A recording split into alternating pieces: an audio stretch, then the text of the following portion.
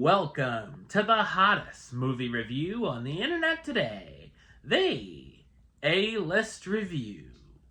I am your host, the Game Changer, Wes Troop. And with it being 4th of July weekend, I thought it would be a great time to hop into our mint-flavored time machine and head back to the year 1996, where we're going to look at one of the biggest blockbusters of that summer. Has to do with the holiday, you'll see, and aliens as well. My review of the 1996 action sci-fi film Independence Day, coming up now.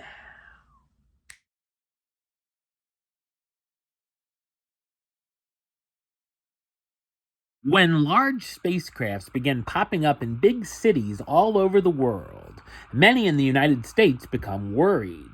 While some are excited to make contact, unfortunately, these aliens do not come in peace and start destroying cities. With the President of the United States, a group of military soldiers, scientists, and government agents try to come up with a plan to get rid of the creatures, once and for all. So what did I think of Independence Day? I thought it's an entertainingly cheesy and exhilarating sci-fi action film. It's directed by Roland Emmerich, who's also known for directing films such as Universal Soldier, Stargate, Godzilla 98, The Patriot, The Day After Tomorrow, Moonfall, and the awful sequel, Independence Day Resurgence. Independence Day had its premiere on June 25, 1996, and had its wide release on July 3, 1996. It was a massive box office success, becoming the highest-grossing film of that year. While audiences liked it more than critics, it received mildly positive reviews. One of my favorite shots of the film is its first, as it shows a humongous looming spaceship passing the moon and heading towards Earth. For their time, the effects are quite mind-blowing, with highlights being a UFO coming through New York City, the destruction of Los Angeles, and of course, the famous shot of the White House getting blown up. There's also some fun dogfights between the US pilots and smaller alien ships. Speaking of the aliens, we don't really see that much of them at all.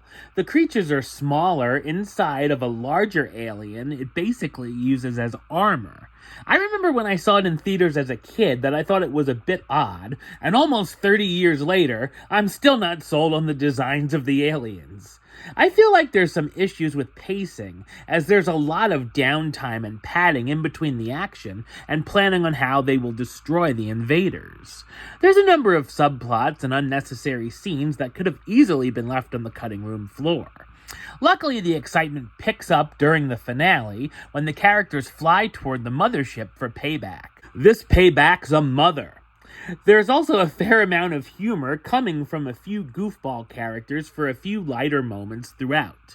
The cast stars Will Smith as Captain Stephen Hiller, the Marine captain pilot who aspires to be an astronaut, Bill Pullman as Thomas J. Whitmore, the current president of the U.S. and former Persian Gulf pilot, Jeff Goldblum as David Levinson, the computer expert working as a satellite technician for a cable company, Mary McDonald as Marilyn Whitmore, the first lady who's at a separate location than her husband when the attacks begin, Judd Hirsch as Julius Levinson, David's father who also gets thrown into the fray, and Randy Quaid as Russell Cass, the eccentric and alcoholic former fighter pilot who claims to have been abducted years before. The film was nominated for 2 Academy Awards, Best Sound, and it won the Oscar for Best Visual Effects. While Independence Day might go on a little too long, its lively cast and great effects keep the movie enjoyable. Number-wise, I'm going to give it a 7 out of 10, which gives it the A-list rating of Do It. Alright, well that's the show. I'll be back with another review very soon. But until then, don't forget to like, comment, and subscribe right here on YouTube. YouTube.com/Westside515. Like the show on Facebook, Facebook.com/WestTroopAlist.